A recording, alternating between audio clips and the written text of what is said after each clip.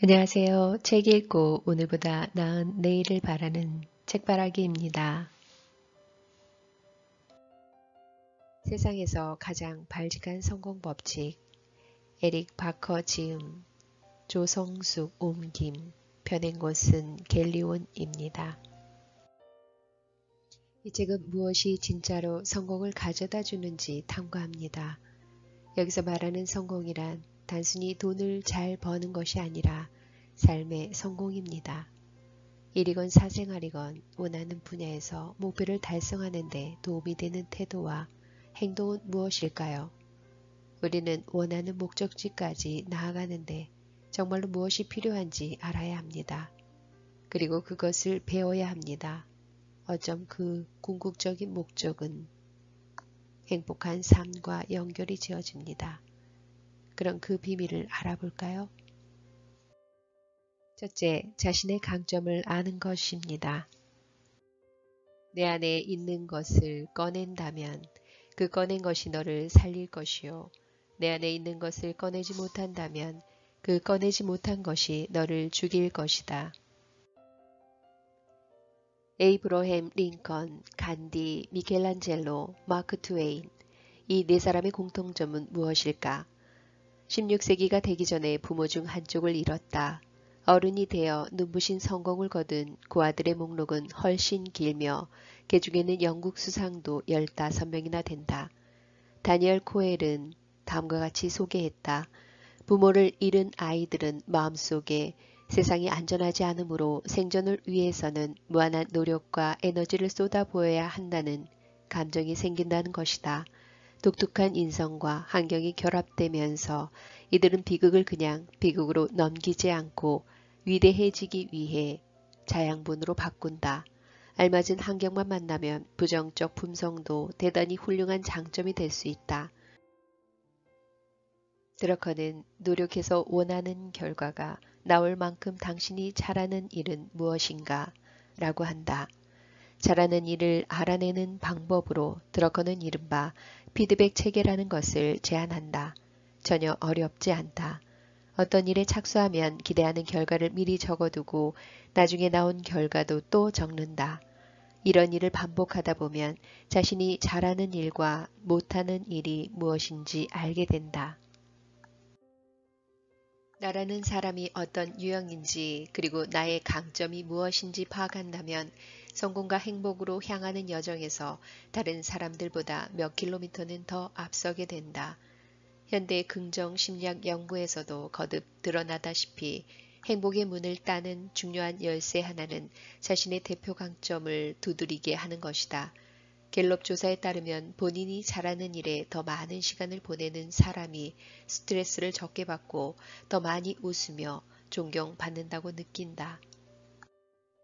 혹시 연봉 협상을 할 때 좋은 게 좋은 것이라는 호의 원칙을 따르는가? 애석하게도 연봉 협상에서는 자기 욕심을 앞세워 강하게 인상을 요구하는 사람들이 더 좋은 결과를 이끌어낸다. 하버드 비즈니스 리뷰의 보고서에 따르면 인성 특성 검사에서 친화성 점수가 낮은 사람은 점수가 높은 사람보다 연봉이 1만 달러나 높다. 무례한 사람들에겐 오히려 함부로 대하지 못하고 사람 좋게 굴면 얕봐도 된다는 식의 생각이 널리 퍼져 있다는 뜻이기도 하다. 둘째, 몰입이 가져다주는 행복입니다. 1만 시간의 법칙이 위대한 진짜 이유에서 피터 드래거 자기 경영 노트에서 이렇게 설명한다. 자신의 목표를 이루고 조직의 목표도 이루기를 원하는 경영자는 모든 사업과 모든 활동과 모든 가업을 잘 쳐내야 한다. 목표 달성을 원하는 경영자는 이 일이 할 만한 가치가 있는가? 라고 언제나 자신에게 되물어야 한다. 가치가 없다 싶으면 그 일을 쳐낸다. 몇 가지 중요한 가업에 집중하기 위해서다. 그 가업들을 훌륭하게 해낸다면 그 경영자 본인의 업무는 물론이고 조직의 성과에도 진정으로 중요한 차이를 만들어낼 것이기 때문이다. 행복은 사람들이 아주 느끼기 어려운 감정입니다. 사람들은 몰입을 통해 행복감을 느끼게 되지요.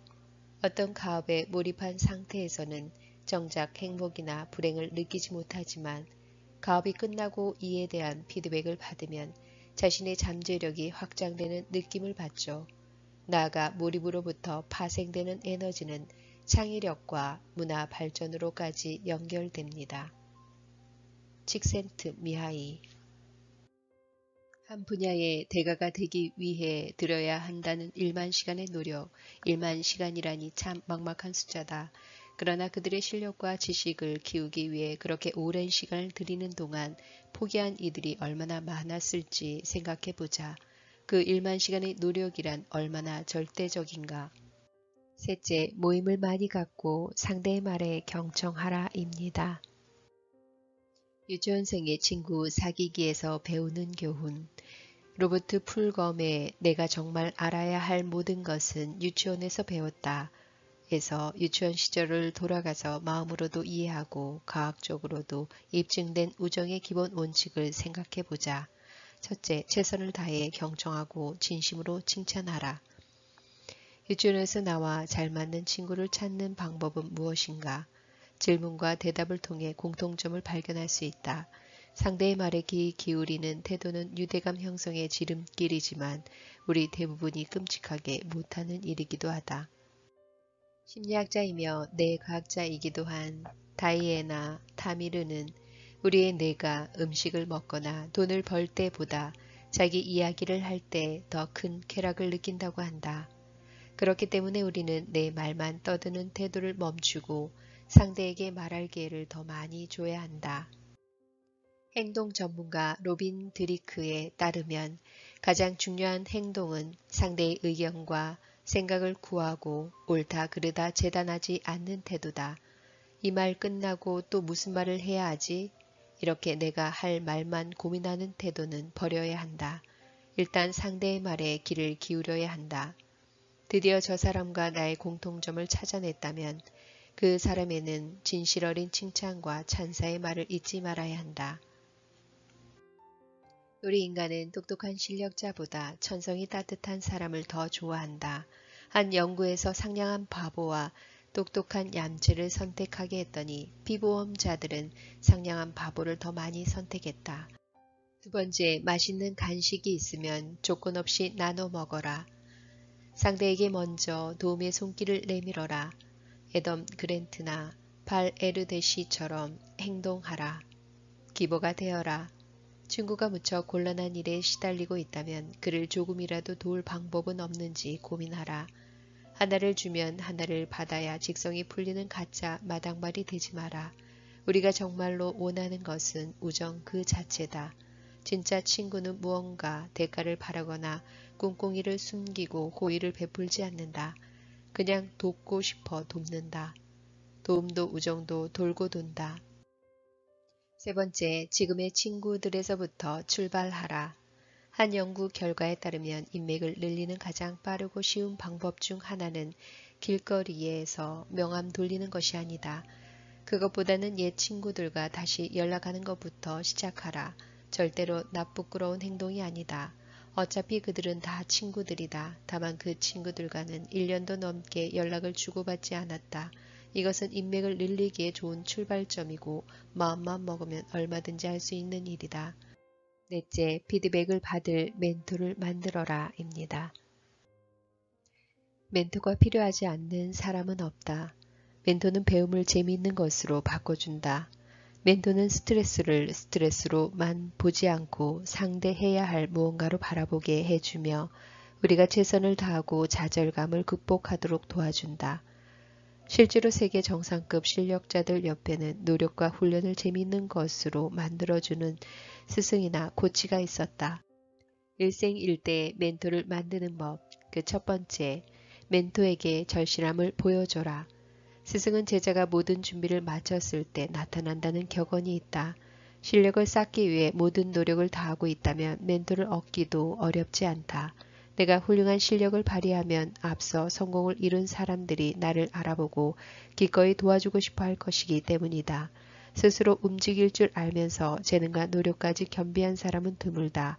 알아주는 사람이 없으면 무언가를 잘못하고 있다는 뜻이다. 노력이 충분하지 않거나 우물 안에서 놀고 있거나 둘 중 하나다. 두 번째, 멘토를 조사하고 연구하라. 그 분야에서 최고인 사람들에 대한 정보는 인터넷에 들어가면 얼마든 나온다. 시간을 내라. 그 사람이 작업을 잘 알고 있고 이해한다는 것은 그 사람에게 해줄 수 있는 귀하고 훌륭한 찬사다.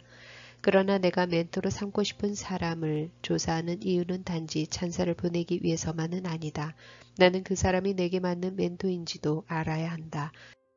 네, 정리를 해보면 첫째, 자신의 강점을 아는 것입니다. 두 번째, 강점을 찾았다면 몰입을 해보는 것입니다. 세 번째, 모임을 많이 갖고 상대의 말에 경청합니다. 네 번째, 신랄한 피드백을 해줄 수 있는 멘토를 만나고 자신도 그에 상응하는 멘티가 되어줄 것을 충고합니다. 이상으로 책 읽고 오늘보다 나은 내일을 바라는 책바라기였습니다. 감사합니다.